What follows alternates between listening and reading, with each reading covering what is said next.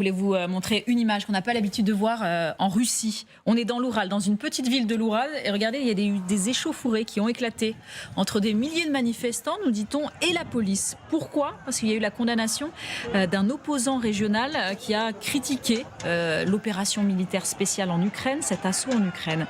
La police a annoncé, elle, l'ouverture d'une enquête pour, je cite, émeute de masse. Après ces manifestations, on est très exactement, pour tout vous dire, donc dans l'Oural, dans la République du Bashkortostan, dispersé avec du gaz lacrymogène.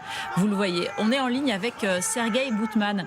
Merci beaucoup, Sergueï, d'être avec nous. Je le disais, cette image, on n'a pas vraiment l'habitude de la voir en Russie. Racontez-nous qui est ce militant. Il s'appelle Faïl Alsinov. Et qu'a-t-il dit précisément pour qu'on en arrive là?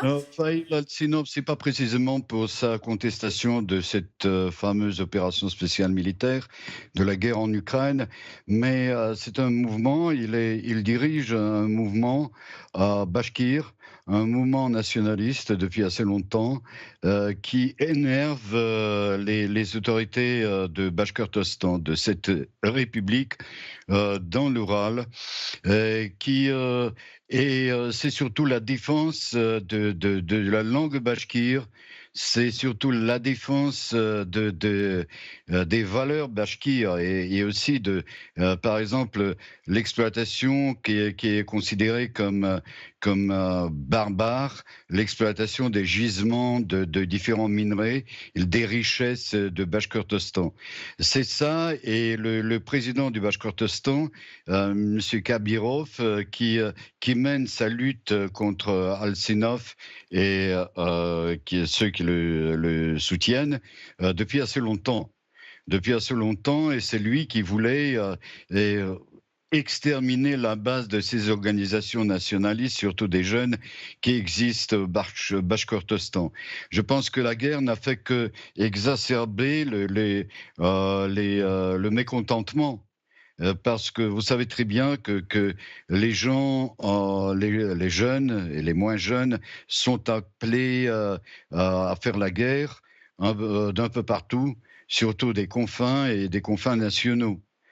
Il y a une autre cause de ce soulèvement des Bashkirs. Euh, c'est la langue bashkire qui, d'après une nouvelle loi, n'est que facultative en République même, comme au Tatarstan et d'autres républiques nationales de la Fédération de Russie. Et je pense que c'est un mécontentement qui était un peu occulte pour les autres parties de la Russie pendant des années, mais qui devient évident maintenant où Faïl Alsinov a été condamné à 4 ans de prison ces derniers temps.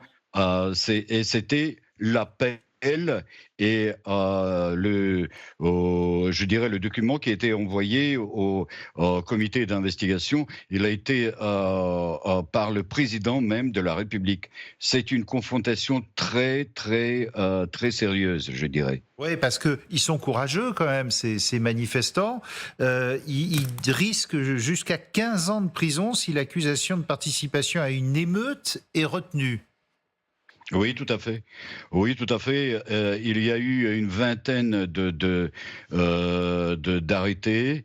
Il y a eu des négociations après la condamnation de Faïl Alsinov. La police a eu des conversations et des pourparlers avec son père, le père de l'accusé, et il y a eu un échange d'arrêtés contre disons, la volonté des manifestants de laisser passer la voiture de la police qui allait emmener Faïl Alsinov. Sergueï Boutman, est-ce que vous diriez que ce genre d'émeute-là est amené peut-être à se multiplier? Je dis ça parce que c'est vrai que les dernières émeutes, elles montent quand même, et ça avait donné... D'ailleurs, là, on apprend qu'il y a des blessés, dont des policiers. Les dernières émeutes à Moscou, c'était quand même le 6 mai 2012. On parlait d'un dernier grand rassemblement. Alors, il y avait beaucoup plus de monde, ce qui avait donné lieu à Poutine. Il avait engrangé finalement les forces de police, et c'est là que plus personne ne se rebellait depuis environ cette année 2012. Là, est-ce qu'on assiste à un tournant? Non, ce n'est pas 2012. Il y a eu des manifestations en 2019, juste avant la pandémie. Il y a eu des émeutes de jeunes. C'est pas des émeutes, c'était appelé émeutes. Et c'était des manifestations tout à fait paisibles qui ont été d'une façon très, très, je dirais, cynique et très... il y avait des gens étaient tabassés, des jeunes gens. Notre radio fonctionnait encore et on avait des correspondants qui étaient témoins de tout ce qui se passait à Moscou. C'était surtout à Moscou. Et c'était très cruel. C'est le comportement de la police et de la garde nationale. Mais depuis 2019, il faut encore mentionner des manifestations à Khabarovsk. C'est après l'arrestation de leur gouverneur, qui était assez aimé par la population. Ça a duré quelques semaines, et puis c'est tout. Maintenant, j'ai eu une information sur la chaîne Telegram de Bashkortostan que le président Kabirov, le président de la République, cette République de l'Oural, dans l'Oural, a été convoqué à Moscou. Il est convoqué à Moscou et quelle sera la réaction de Moscou, de Poutine, du Kremlin? Ces personnes ne savent encore. Voilà, c'est juste pendant la campagne électorale, c'est ce qu'ils ne veulent pas, surtout au Kremlin. Évidemment, de voir ces images. Merci beaucoup, Sergueï Boutman, d'avoir été avec nous à chaud, comme ça, pour commenter ces images que nous venons de recevoir. On imagine que ça ne doit pas faire plaisir, évidemment, au Kremlin, Xavier. Et est-ce que ça peut être le début de quelque chose, ou c'est très local? C'est difficile de le dire pour l'instant. Sergueï, c'est visiblement lié à une situation locale de revendication de gens de cette ville, de cette région, Bashkortostan. J'ai du mal à le dire. La ville est plus facile, c'est Baïmak. C'est une petite ville, c'est une ville de 17 000 habitants. Évidemment, les revendications anti-guerre sont toujours sous-jacentes, mais en fait, la défense... Là, c'est une accumulation. Oui, c'est ça. C'est ça. Ce qui frappe quand même, c'est de voir ces gens lancer des boules de neige. Quand on a vu les images tout à l'heure, on était assez effarés. Des boules de neige sur la police. Et au final, il y a quand même des interpellations, une vingtaine, et puis des policiers qui ont été blessés. Mais visiblement, pour moi, pour le moment, c'est quelque chose de très local. Et on ne voit pas, d'ailleurs, c'est notre grand étonnement, parce que nulle part en Russie, même par exemple dans des républiques qui ont été très touchées par la mobilisation, comme le Baloutchistan, on ne voit pas de grands mouvements de foule pour réclamer le retour des soldats, réclamer le retour des cercueils aussi, qu'on avait pu le voir depuis l'Afghanistan ou la Tchétchénie. Yves Bourdillon, c'est très local, mais quand même, ça peut embêter Vladimir Poutine, ça, en pleine campagne présidentielle, et Sergueï le disait, qu'on voit quand même Kadyrov. Donc, preuve qu'il veut vraiment, justement, se débarrasser de ce genre d'images qui peuvent peut-être monter dans les semaines qui viennent. Oh, il s'en passerait bien, en effet. C'est-à-dire qu'il a encore 2 mois à tenir. Donc, on peut faire confiance à, d'une part, la répression, qui va sans doute être très sévère pour envoyer un message si d'autres régions avaient aussi ce problème qui, comme vous le dites, il y a à la fois la conjonction de revendications nationales et puis aussi un peu la souffrance de la guerre, c'est-à-dire que ce sont des régions qui fournissent une proportion, c'est disproportionné le nombre de morts et de blessés de certaines régions, et pour autant, c'est assez étonnant, ça ne se traduit pas du tout sur le plan politique par des revendications fortes d'arrêt de la guerre.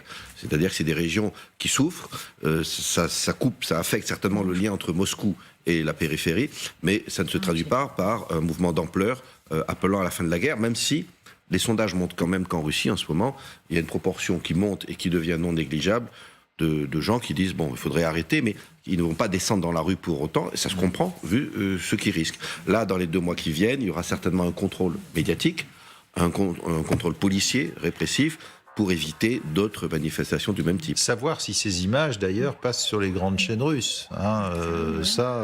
Elisabeth Shepard-Salam, on n'en sait rien. Non, on sait très bien que les images sur la télé russe sont très contrôlées pour l'essentiel. Après, sur les réseaux de Telegram et comme on parlait des réseaux sociaux, on a beaucoup de réseaux sociaux en langue russe qui parlent de ce genre de choses. Mais très clairement, vous ne le verrez pas forcément des émeutes ou de la contestation à la télé russe comme ça. Sergueï, selon les médias locaux, ce militant, il avait affirmé, alors c'est ce que nous disent les médias locaux, que l'offensive de la Russie chez son voisin ukrainien n'était pas notre guerre. Est-ce qu'il maintient ça encore ou est-ce qu'il est revenu sur ses propos ? Alors, il ne revient pas sur ses propos, mais il défend il défend ses qualités d'organisation nationale, l'organisation qu'il dirige, mais ce n'est pas une organisation ni extrémiste, ni séparatiste, ni xénophobe. Quoique il y ait eu des propos assez franchement xénophobes dans les documents et dans les textes de cette organisation, et ce qui fait aussi un peu le jeu du Kremlin qui peut ne pas avoir peur de ce genre de manifestations dans les républiques voisines, parce que les Bachkirs qui n'aiment pas les Tatars n'aiment pas les Bachkirs, et tous les deux n'aiment pas les autres républiques qui se situent dans cette région. C'est assez difficile, mais ça sape cette notion de l'union du peuple uni, du peuple soudé pendant l'opération spéciale militaire. Ouais. Voilà, c'est les propos que Poutine répète partout. Je peux dire que il n'y a pas d'image à la télévision russe, à la télévision officielle, il n'y a pas d'autres. Il n'y a pas d'image, il n'y a pas même, c'est le fait de l'arrestation et de la condamnation du militant bachkir n'est pas mentionné, mais on peut être informé parce qu'il y a énormément de chaînes Telegram, il y a énormément de sources d'informations qui ne sont pas fermées. Et c'est aussi le choix de cette partie de la population qui avec un certain confort, veut croire tout ce que dit le pouvoir et la télévision officielle.